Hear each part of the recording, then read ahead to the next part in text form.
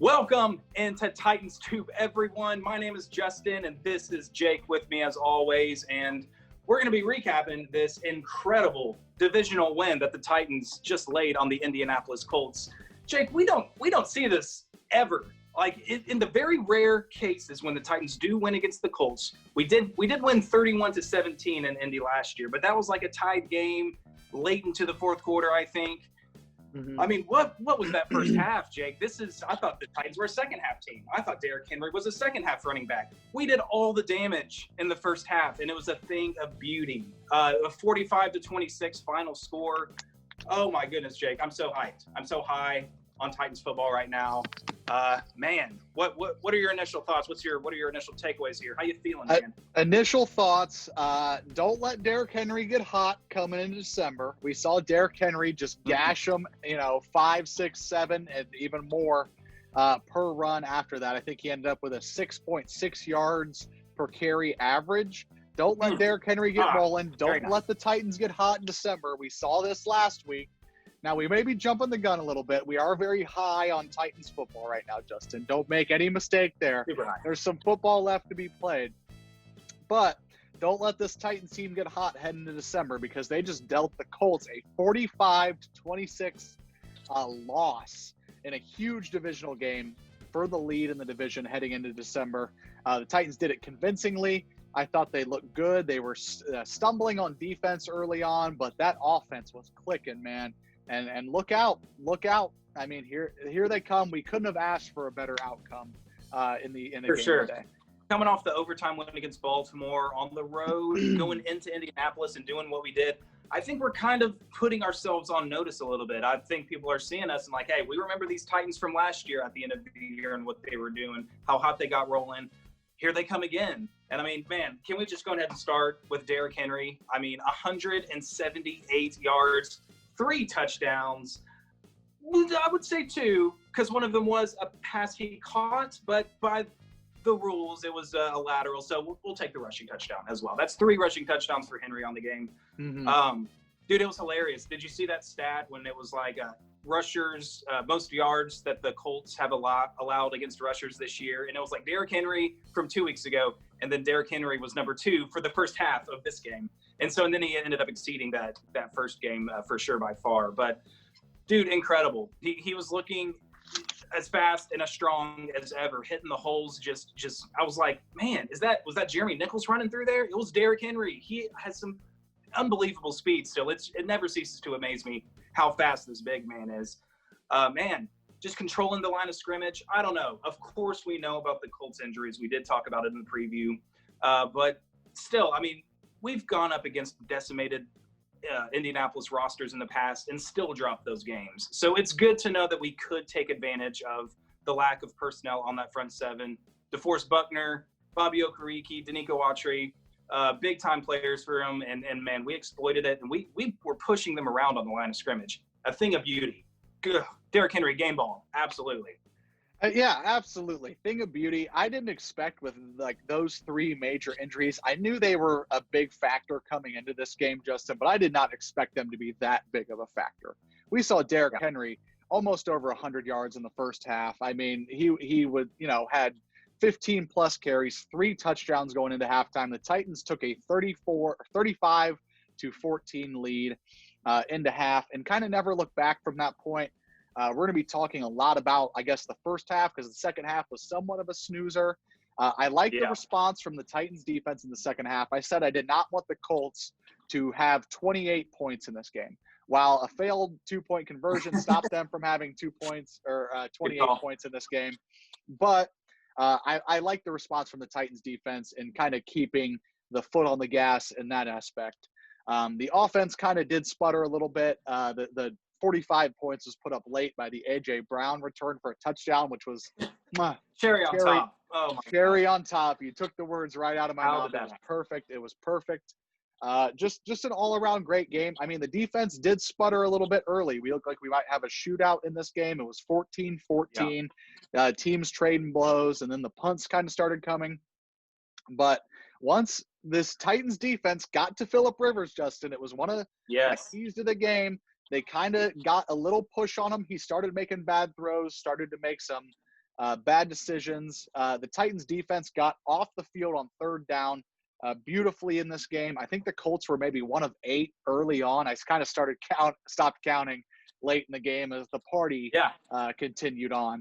But I think the Colts started 1 for 8 on third down in this game, which was perfect, beautiful, exactly what the Titans needed in this one. They got to Phillip Rivers, made him a little nervous. But, Derrick Henry, huge game ball. Ryan Tannehill, I thought, played great, made big throws when they needed them. A.J. Brown looked, elite yet again. No drops on the game, which was a big thing. But, go ahead, Justin. Put the ball in his hands, for goodness sakes. The dude just makes plays. Put him on kickoff or kick return team now. I mean, you saw what he did. He's our number 1 kick returner now. Dude, incredible. Like you were saying about Tannehill, only 221 yards and 1 touchdown. Doesn't blow you away, but he only threw the ball 22 times. So that's a 10-yard yards per attempt average, which is really high. So super efficient throwing the football.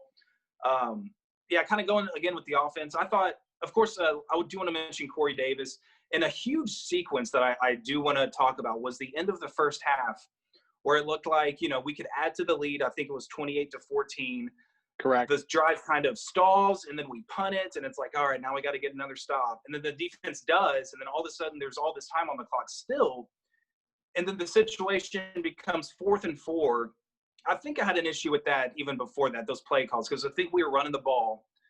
And then I think we ran the ball twice Derrick to Henry. Jeremy McNichols took a handoff twice before the second half, and it was the clock was just bleeding. I said, are we going to really just sit on this and punt it when we have a chance to at least get a field goal try? And it was disappointing a little bit because I think he ran it. He got 6 yards. It was 2nd and 4, right at the 40, 45, just outside of Gostowski's range. So I kind of wanted to maybe just run it again or something, but 2 incomplete passes later, now it's 4th and 4, and it's like, man, that was a kind of a wasted opportunity. But then here we go, Corey Davis with a huge reception down to the 1-yard line. It was a 37-yard pass, and it's like, oh my God, we're about to go up 35-14 before halftime. What a crazy turnaround that was. That half should have ended 2 possessions ago, and then we still ended up getting a touchdown. Oh, I remember. It was the Breon Borders dropped interception on the defensive side of the ball. And I was like, oh, my God, we could have been up 3 touchdowns. And then, Corey Davis just makes it happen anyway. We still get a touchdown at the end of the half with that catch. I was worried, man. I was worried. I had been shouting out Breon Borders all week long. I have been, for the weeks previous. And he just straight up in his chest dropped a pick 6 probably. But it ended up not mattering in the long run. He did get his interception later in the second half on a more difficult catch at that. I mean, he exactly made what I said. Yeah. He made a twisting, turning Willie Mays catch. Yeah, I was like, you make the hard catches, but you can't drop the ones right in your breadbasket. But I don't know, that's just the way the ball bounces sometimes. Crazy sequence at the end of the half. And I think when that happened, because, of course, all the Titans fans were going to be thinking was, 28-14, 28-14. This was the same score as the Green Bay game. We can't let our foot off the gas. The Indianapolis can erase the lead pretty easily if they can do it against the Packers. But once we got that 3rd touchdown, it was like, man, you got to be feeling pretty good about the direction of this game. That was pretty much like you were saying, the first half, pretty ho-hum second half. I think both teams started out with punts. Gostowski got a field goal. I think that was our only points the offense put up. So that made it 38-14, pretty much an insurmountable lead at that point. And that's pretty much it. Like you said, Brown Borders got an interception. It was on a 3rd and 10, so it was like a punt, throw, interception. But I'm glad he was able to come down with it. And the A.J. Brown returned onside kick for a touchdown, and that's your game right there. So I do want to say, though, the beginning of this game, you did reference it, how it was back and forth, 7-0, 7-7, 14-7, 14-14. And Phillip Rivers looked on his game. He was making the most frustratingly accurate throws, and just how he throws, it just pisses me off to watch him play. It's like, how are you so accurate in the way that you throw the football back there? It doesn't make any sense. Trey Burton was becoming a problem. And he did all of his damage in the first half too. So just a complete lockdown of the defense. I was definitely worried about a shootout. And then the Nyheim Hines, of course, was without Jonathan Taylor. He did most of the damage. I thought he had, 29 rushing yards, but he still led the team and added 66 through the air. So I don't know. Yeah, they were doing work in the first half. What did you see in that? I was definitely worried early. I mean, we highlighted Jayon Brown being out. Obviously, that takes a huge linebacker out of coverage against these tight ends and running backs like the Colts have in Trey Burton and Nyheim Hines. I thought Burton was a big factor. I thought he was going to have a bigger day. Obviously, as the game went on, obviously the game got away from the Colts, so it didn't end up being a problem. But Trey Burton and Nyheim Hines were big issues early, and that's nothing to take away from the Colts. They did kind of scheme around the Titans linebacker situation being a little, you got Will Compton playing a lot of snaps out there, David Long coming in after not playing for a long time. So the Colts were able to exploit that early, but you love to see this defense get off the field on third down, give their offense the ball back, and we saw good things happen. The Titans scored 35 points in the first half, Justin. I mean, once the defense gets off the field, this offense can get rolling given the opportunity. Yeah, for sure. I can't remember the last time we put up 35 and a half. Was that the Mariota rookie game against Tampa Bay when we just went off against the James Winston's Bucks 4 or 5 years ago? Yeah, 35 something like points, that, man. dude. It's incredible. And kind of go back to Rivers again. I kind of want to reinforce a point you made, and that he was completely picking us apart on those first 2 drives and a lot of the first half. But once we started getting that pressure, even just a little bit, his throws were completely changed. They were completely different. They were inaccurate, and it's like, oh, that's it. That's the key. Of course, just get to Rivers, and he's a completely different quarterback. And it's hard. It is hard to get to him, but we did see once the pressure got there, he was completely ineffective. Who would have thought pressure on the quarterback would affect the opposing offense's performance? I mean, why haven't we been doing this all year or talking about this all year, Justin? Who would have thought? I do want to highlight on this offensive performance. I think as we get kind of towards the end of this year and kind of think about these impending free agents the Titans have, which is a big crop of impact players, frankly, I think I'm on team pay Corey Davis. I don't know how you feel, Justin. I know you're a big Corey Davis fan, but I think Corey Davis is a very serviceable number 2 for this team. Yes, he has high stock since he was picked 5th overall, but we have seen him time and time again be incredibly serviceable. He had 3 catches on 3 targets in this game for 70 yards. Of course, the big catch before halftime. Great adjustment to scoop it off the ground. Make sure he makes those scoop catches, man. Those scoop catches are hard, and I've seen him do that consistently all year. So, I love seeing those scoop catches. Yeah, for sure. But, I'm on team pay Corey Davis. I think if you can get him back at a reasonable rate, which I don't think he's going to fetch a high price tag on the open market just from, the receiving statistics he's put up over his time here in Tennessee. But he's a great run blocker. He is a great team player, and he comes up big in receiving moments that matter. So I don't know. I'm on team pay Corey Davis. I know you got Jayon Brown coming up on contract. You got Jonnu Smith coming up on contract. Speaking of, where is Jonnu Smith, man? Where is Jonnu Smith? You would think with Jonnu Smith's ability and speed in the open space, they'd find a way to get the ball in his hands. He didn't even come up on the stat sheet here, Justin. I'm looking right here. No catches, no targets. So an interesting conundrum indeed. But, you love to see A.J. Brown come up big in this game receiving, especially with the yards after catch. He is almost elite. I don't know if you watch Sports Fan Entertainment on a week-by-week basis. Getting closer. He's not ready to say it yet, but hey, how many elite wide receivers can take an onside kick for a touchdown? I think that seals the argument for me. Elite A.J. Brown. Yeah, elite on special teams returns and everything. But but going back to Jonnu, it's like there could be so many things factoring into that. Whether how much part of the game plan was he in the first place?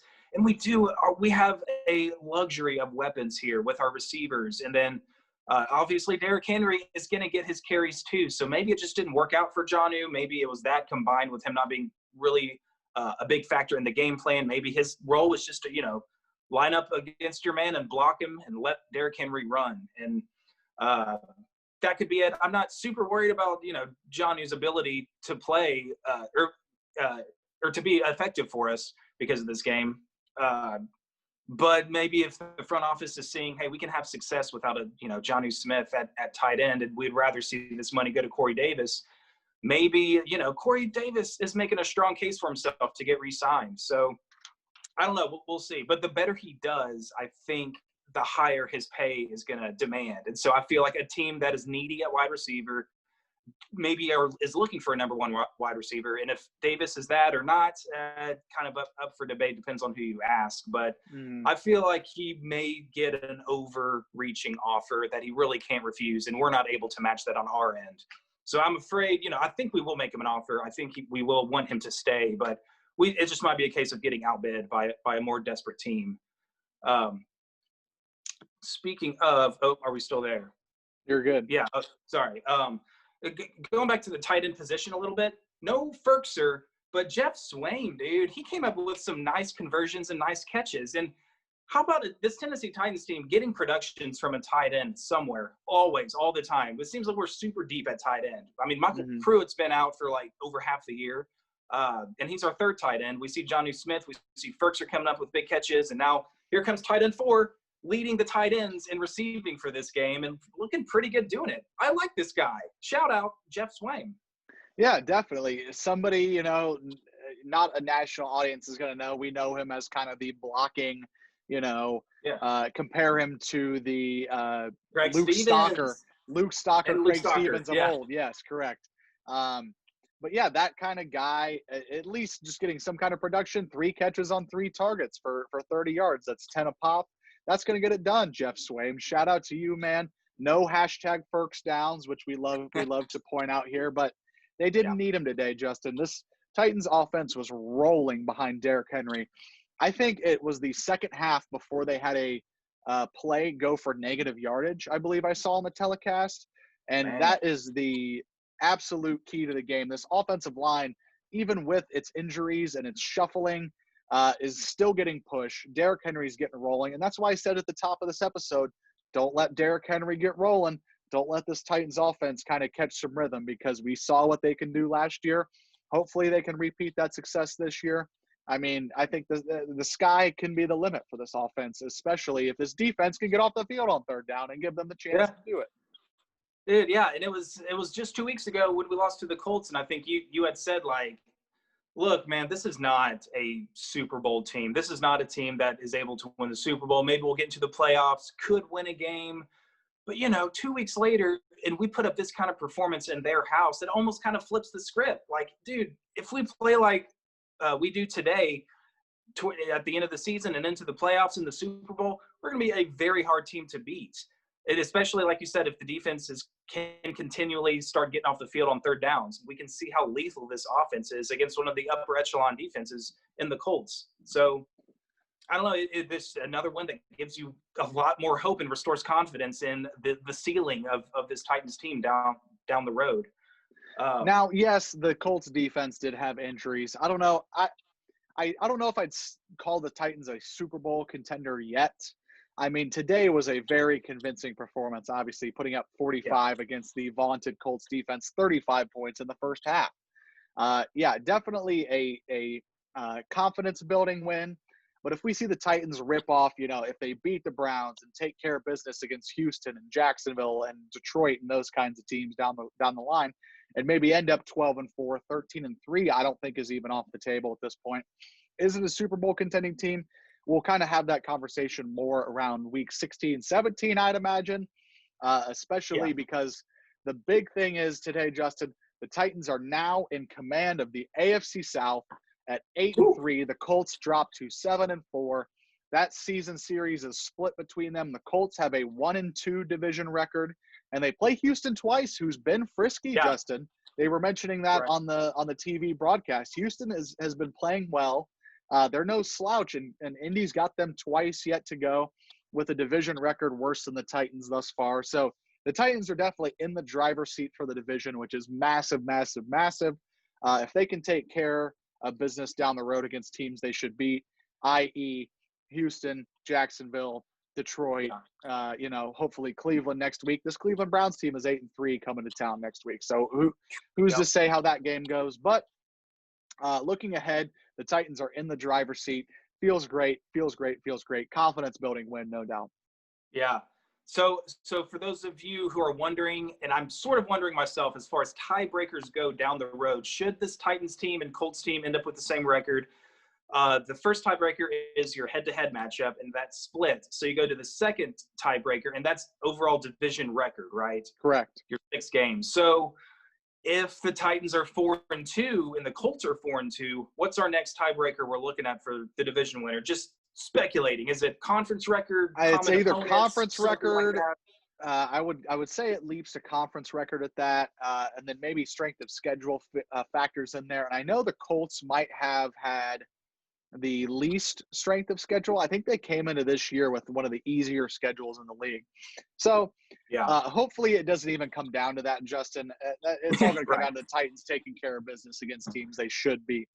Yeah. So the Texans and Jags got to get those 2 W's just to ensure this division at this point. Correct. Yeah. If the Titans beat the Texans and Jags and went out in the division, it's pretty much the Titans' division to lose. They would have to blow it kind of pretty big at this point. So, I don't know, Justin. I mean, we kind of covered all there was to cover. I mean, the Titans came out. You saw the formula. Derrick Henry, 27 carries, 178 yards, 3 touchdowns in the first half. He was unstoppable. And it was what we saw late December into the playoffs last year. And that's kind of what made me say maybe this team isn't a Super Bowl contender, but don't let them get hot. Don't let them get hot. This is what we saw last year, and that 3 touchdowns, 6.6 per carry. That's the formula the Titans used last year, and it's looking to prevail late in the year this year. I don't know. What do you think on the terms of the Titans being a Super Bowl contender versus are they getting hot at the right time? It is whoever is the hottest team in the playoffs is going to get to the Super Bowl. You think back to the New York Giants Super Bowls, and they were 10-6, 9-7 teams, but they got hot. So you think about the last Baltimore Ravens Super Bowl win against the 49ers, 2012.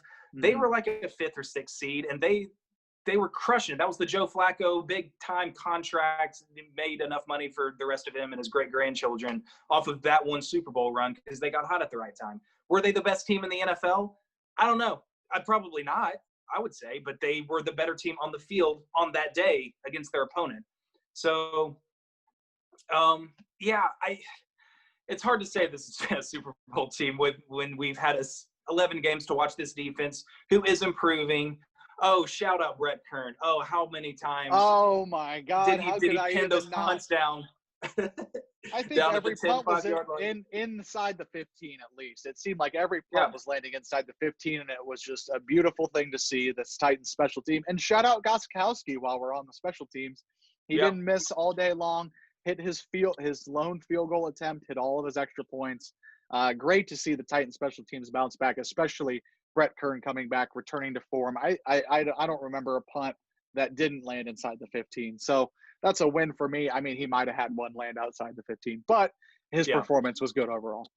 Yeah, right. Yeah. So, having him back, the special teams should not be as bad as what it's been when Kern was not in there. Gostkowski putting together 2 good games in a row is very nice to see. Defense is improving. I think this team is very, very close. I think we can hang with Pittsburgh. But I think the team that is the biggest block in the road is Kansas City, dude. I don't know how this defense would be able to contain Patrick Mahomes. Lots of QBs light us up. We could not stop Joe Burrow. I mean, we had to get pressure on Rivers in order to stop him. And Mahomes can work around all that stuff. He's mobile. He's the most accurate quarterback, too, on the run. He's all these things. And that's – we're going to have some team upset Kansas City for us if we want to make a run to the Super Bowl, in my opinion. I find it very difficult for me to envision this team beating the Chiefs. But, any given Sunday, it could work. Who knows? We don't know. Did you see the Atlanta Falcons lay the smackdown on the Las Vegas Raiders? Who saw that coming? I mean, that kind of reminds you, this is the NFL. There's no gimmies. You don't know everything that's going to happen. Super Bowl, of course. We got it in us. And we just beat the Colts big time in their house. if there's ever a time to say it, it's right now. Titans are going to the Super Bowl after that performance. I love it. Hey, I can't wait to see it. I love the optimism. If this team can keep rolling against Cleveland and then take care of business in Jacksonville and the schedule ahead, I might be on the train with you. I don't know. We saw this team go from 2-4 to, you don't want to see them in January. As far as the Steelers and the Chiefs go, obviously the top echelon of the AFC.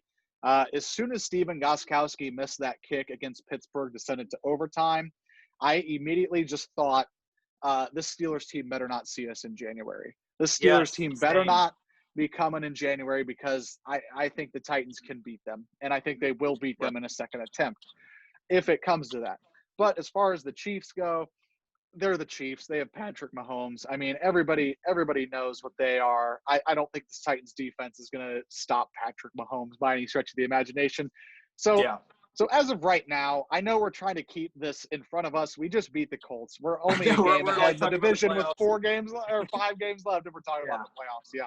Don't get too ahead of ourselves. Exactly. But as far as that goes, I think this defense can continue to improve. I mean, come playoff time, you could see Jadeveon Clowney coming back into this lineup, and maybe he makes a factor late in the year. Maybe, Adoree Jackson coming back, if he ever comes back ever again in his Titans career. Who knows? Yeah. Do we even know? Does he even exist? I just want to see him like on the sideline standing, or just someone take a picture of him on the practice field. Like, he's just disappeared from existence. Yeah. Man, what a mystery. I hope that gets resolved. I would love to see Adoree Jackson back there with this defense before the end of the season, but I don't know. I think a lot of people have already kind of accepted that we may not see him for the entire year. For sure. I mean, and also before we wrap up, another big shout out. We've got to shout out Mike Vrabel, dude, and just his ability to prepare this team for a big game. Yes, we have thrown up some stinkers, Cincinnati. And like you said, I love how you call him a blockhead. I just like the word blockhead. It brings back the Charlie Brown days for me. Yeah.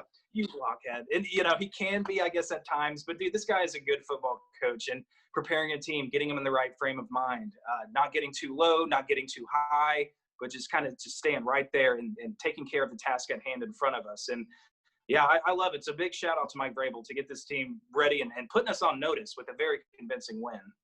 Without a doubt, dude. You took the words from my mouth. I was going to take kind of the last subject. Is this team came ready to play, and we've seen this team come ready to play at Baltimore, a game we were, the underdog in, and a game at Indianapolis today, which we were the underdog again in. They were ready to play, came out incredibly fired up. Yes, the defense was faltering early, but they locked it down when it mattered.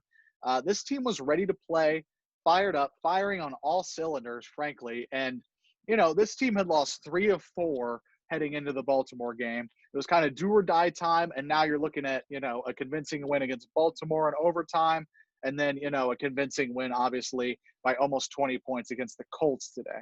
So, yeah, shout out Mike Vrabel. Yes, I retired blockhead earlier in the year. I brought it back. I'm not retiring it yet until this Titans team clinches the AFC South. That will be my deal with calling Mike Vrabel a blockhead. But yes, no doubt, without a doubt in my mind, coming into an important game, a kind of do or die situation, I have no, what's the word I'm looking for? No doubt in Mike Vrabel to have this team ready to play, fired up, fully ready to go in these big games. And it's a great feeling as a Titans fan. Yeah, for sure.